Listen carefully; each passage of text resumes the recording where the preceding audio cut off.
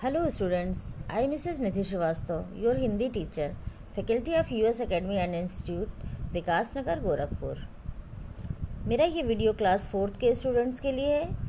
Class 4th part 2 और chapter का नाम है ईदगाह। ये चैप्टर पहले ही शुरू हो चुका है, पर चैप्टर थोड़ा बड़ा होने के कारण मैंने इसे बीच में ही रोक दिया था ताकि आपको ठीक से समझ में आ जाए। एक साथ पढ़ाने से थोड़ा चैप्टर बड़ा था, इसलिए मैंने रोक के और इस वीडियो में मैं इस चैप्टर को पूरा करूँगी।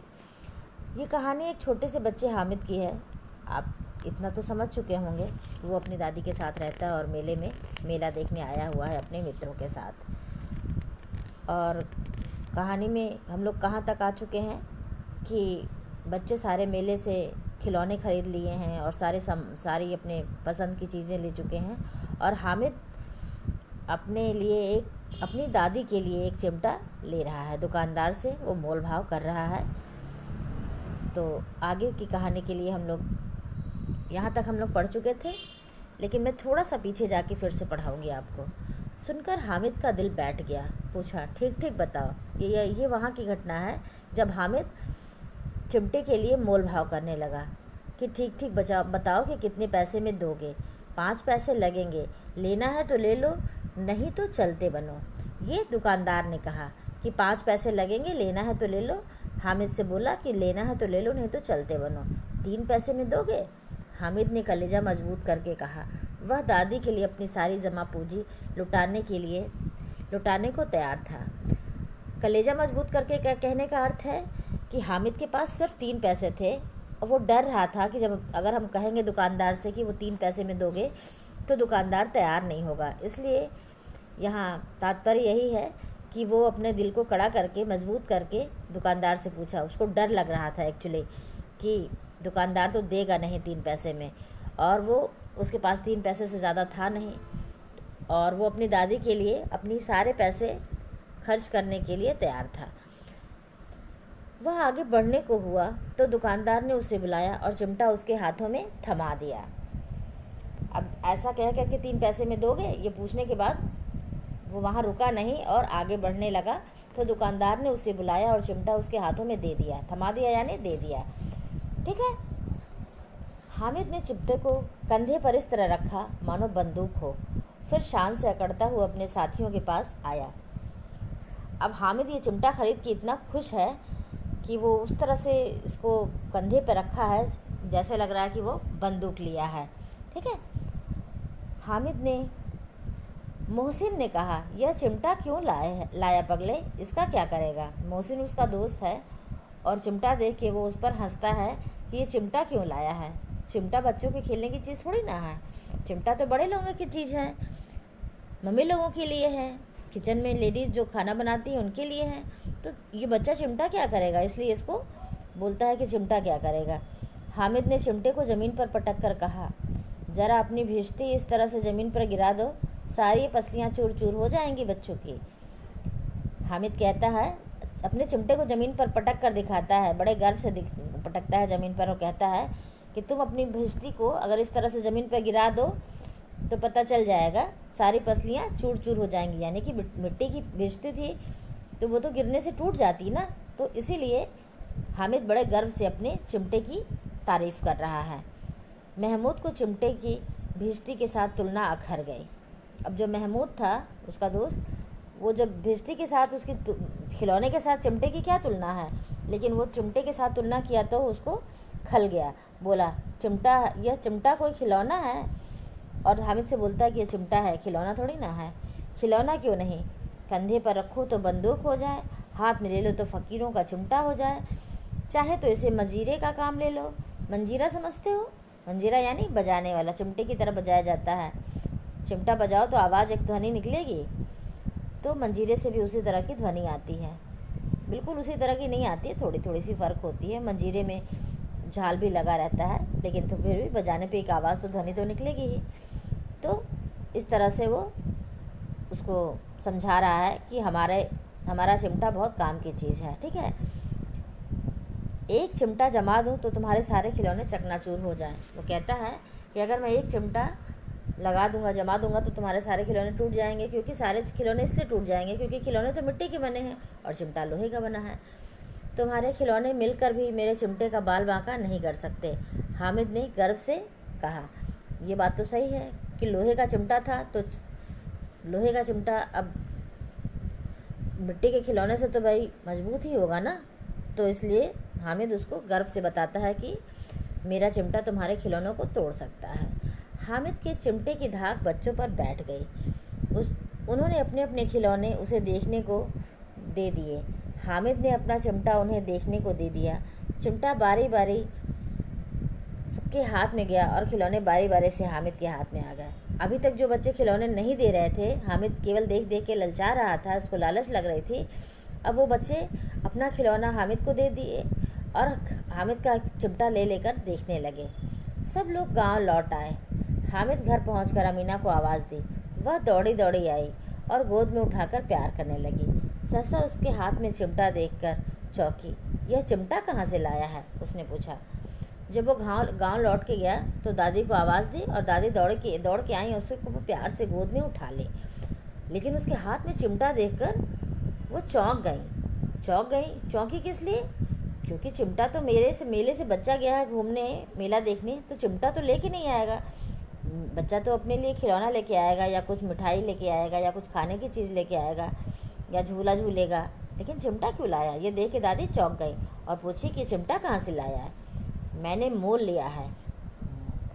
मतलब हामिद ने बताया कि मैंने इसको ख़रीदा है। मोल लिया यानी मूल्य चुकाकर कोई भी चीज़ लेना यानी खरीदना। कितने पैसे में? दादी ने पूछा। 3 पैसे दिए। सुनकर अमीना ने छाती पीट ली। बोली, कैसा बेसमझ लड़का है कि दोपहर हुई, कुछ खाया न पिया, लाया क्या चिमटा? सारे मेले में तुझे और कोई चीज़ ना मिली जो यह लोहे का चिमटा उठा लाया? अब हामिद की दादी सुनकर छाती पीट ली, मतलब अफसोस करने लगी कि देखो ज़रा कैसा नासमझ लड़का है ये, कुछ भी खाया नहीं है सुबह से और गया है तो वहाँ से चिमटा उठा लाया है। हामिद ने अपराधी भाव से कहा, तुम्हारी उंगलियां तवे से जल जाती थी ना, इसलिए मैंने ले लिया। अब हामिद कहता है कि तुम्हारी उंगलियां तवे से जल जाती थीं, यानी कि रोटी बनाते समय उसकी उंगलियां दादी की जल जाती थी, इसीलिए वो चिमटा लेकर आया था दादी के लिए। अमीना का क्रोध स्नेह में बदल गया। उसने हामिद को छाती से लगा लिया। सोचा, दूसरों को खिलौना और मिठाइयाँ दिखाते देख इसका मन कितना ललचाया होगा, इसने अपने आप को कैसे रोका होगा। वहाँ भी इसे अपनी बुढ़िया दादी की याद बनी रही। अब अमीना का जो क्रोध था वो स्नेह यानी कि प्यार में बदल गया। अभी तक वो गुस्सा कर रही थी कि कैसा लड़का है और ये चिमटा लेके आ गया है, लेकिन अब वो उसके मनोभाव को समझ गई कि बच्चा क्यों चिमटा लाया है, मेरे लिए ही चिमटा लाया है, तो उसको प्यार से स्नेह बरसाने लगी उसके ऊपर और सोचने लगी कि वो बेचारा गया वहाँ लेकिन ना कुछ खाया ना पिया और मेरे लिए ये चिमटा लेकर आया। अमीना का मन गदगद हो गया। दामन फैलाकर हामिद को दुआएं देती जाती थी और आंसू की बड़े बड़े बूंदें गिराती जाती थी। हामिद इसका रहस्य क्या समझता? अब अमीना का मन गदगद हो गया। मन गदगद हो गया यानी कि भाव विभोर हो गया। भाव विभोर हो गया यानी कि मन खुशी से भर गया। दामन फैलाकर यानी कि आंचल फैलाकर हामिद के लिए दुआएं देने लगी और आंसू गिराती जा रही थी, बड़ी बड़ी बूंदें गिराती जा रही थी। आंसू गिराती जा रही थी यानी रोती जा रही थी। और वो आंसू कैसे थे? वो खुशी के आंसू थे। खुशी के आंसू कैसे होते हैं? आप तो सोचेंगे कि आंसू तो आंसू ही होते हैं, खुशी और दुख क्या होता है? नहीं बेटा, कभी कभी इंसान इतना खुश होता है कि उसकी आंखों से आंसू निकल जाते हैं। जब वो बेतहाशा खुश होता है, कोई बात उसको मन को एकदम भिगो देती है, मन एकदम विभोर कर देती है, तो उस समय उसकी आंखों से आंसू निकलने लगते हैं। इसे ही हम खुशी के आंसू कहते हैं। परंतु जिस तरह आप सोच रहे होंगे कि खुशी के आंसू क्या है, उसी तरह हामिद भी इसका रहस्य क्या समझता है। इसका यही तात्पर्य है कि हामिद तो इतना छोटा था कि आंसू निकलने का अर्थ नहीं समझ पाया होगा, लेकिन दादी तो उसको दुआएं देती रहीं और आंसू बहाती रहीं।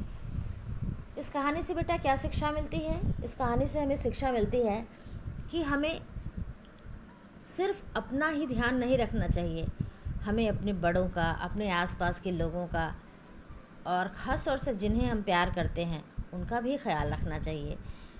वो गरीब बेटा था, गरीब था और अपनी दादी के साथ रहता था, पर उसके मन में कितना स्नेह था दादी के लिए, कितना आदर था, कितना प्यार था।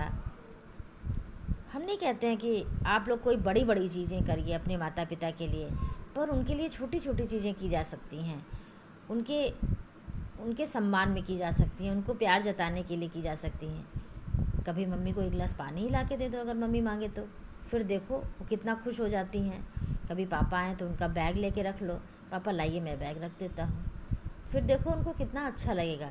ये छोटी छोटी खुशियाँ बांटने से बेटा बहुत माँ बाप इतना खुश होंगे और दुआएं देंगे। माँ बाप तो वैसे भी हमेशा ही दुआएं देते हैं, ये कुछ भी अनोखा नहीं है, लेकिन फिर भी एक प्यार, एक सम्मान अपना भी जताना चाहिए बड़ों के लिए, और बड़े तो स्नेह देते ही हैं।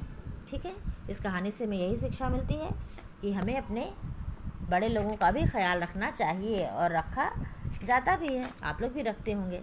अब ये पाठ तो समाप्त हुआ, अब हम पाठ 1 के एक्सरसाइज पर आते हैं। अब आज से आप लोग कॉपी में काम थोड़ा करना शुरू करिए।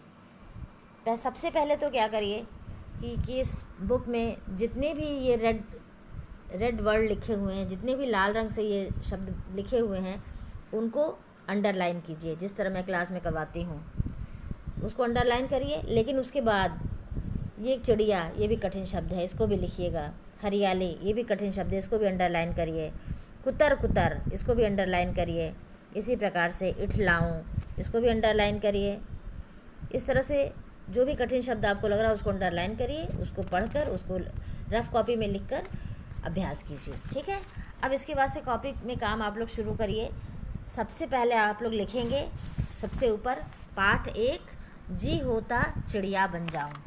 लिखने के पश्चात आप लोग शब्द अर्थ आप लोग मार्क कर लीजिएगा बुक में, अरे कठिन शब्द आप लोग बुक में मार्क कर लीजिएगा। इसके बाद आप लोग लिखना शुरू करिएगा शब्द अर्थ। शब्द अर्थ आपको पता है कैसे लिखते हैं, शब्द लिखिएगा, अर्थ लिखिएगा और बीच में लाइन ड्रॉ करिएगा। उसके बाद से लिखना शुरू करिएगा। नभ मने आकाश, बोलना, डोलना, घूमना टहलना, तरु मने पेड़, विचरना, घूमना, पर्वत पहाड़, घाटी, पर्वतों के बीच का मैदानी भाग, स्वतंत्र यानी आज़ाद। लिखने के बाद एक लाइन छोड़कर लाइन ड्रॉ कर दीजिएगा। ठीक है, एक्स्ट्रा लाइन अगर आपने खींची है तो उसको आप मिटा दीजिएगा, जैसा कि आप लोग हमेशा करते हैं। इसमें नथिंग न्यू, सब कुछ इसमें भी नया नहीं बता रहे हैं, सब कुछ आप पहले भी करते आए हैं, क्लास 3 तक भी करते आए हैं।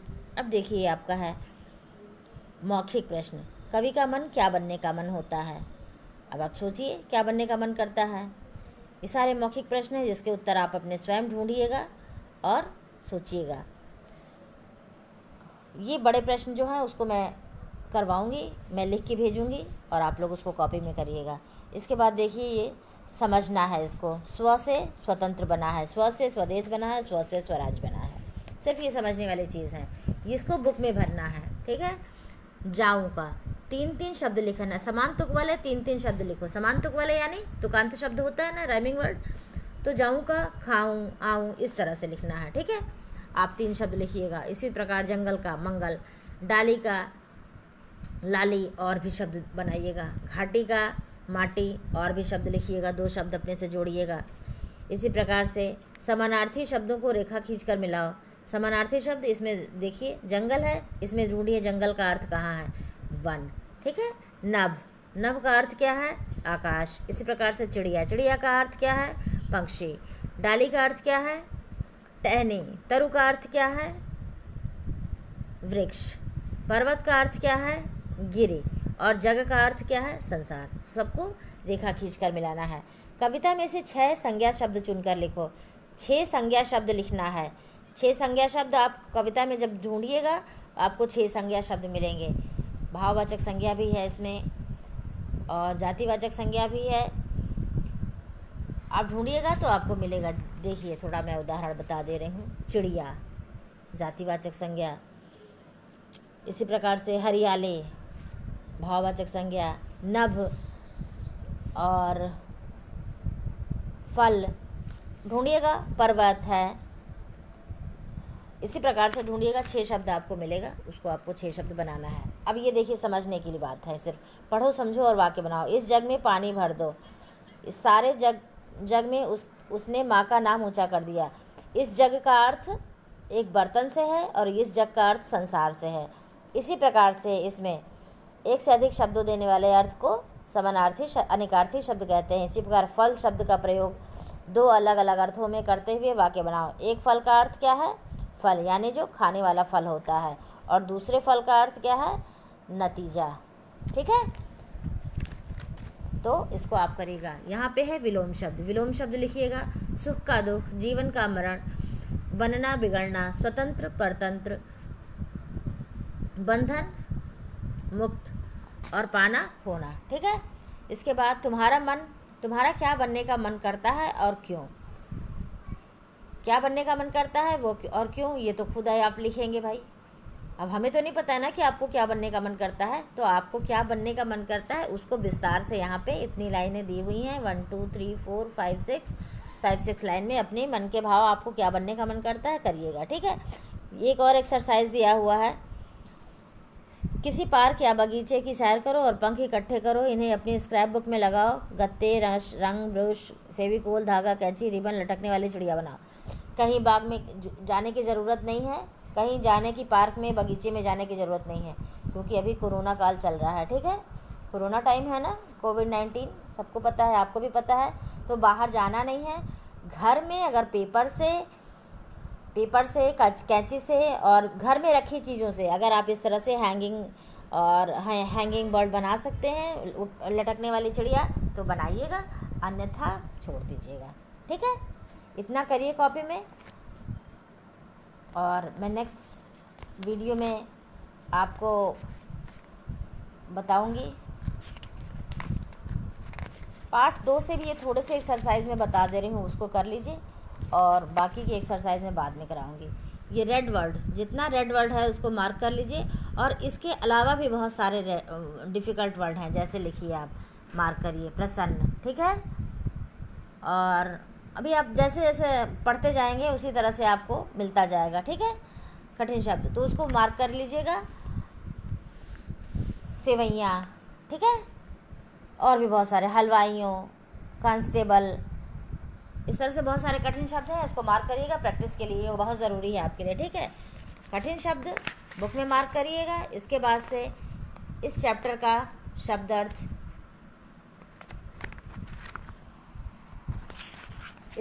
शब्दार्थ कॉपी में पार्ट 2 ईदगाह करके, और फिर शब्दार्थ का कॉलम बना के शब्दार्थ इसका भी लिख लीजिएगा। ठीक है, बाकी की एक्सरसाइज हम नेक्स्ट वीडियो में बताएंगे आपको।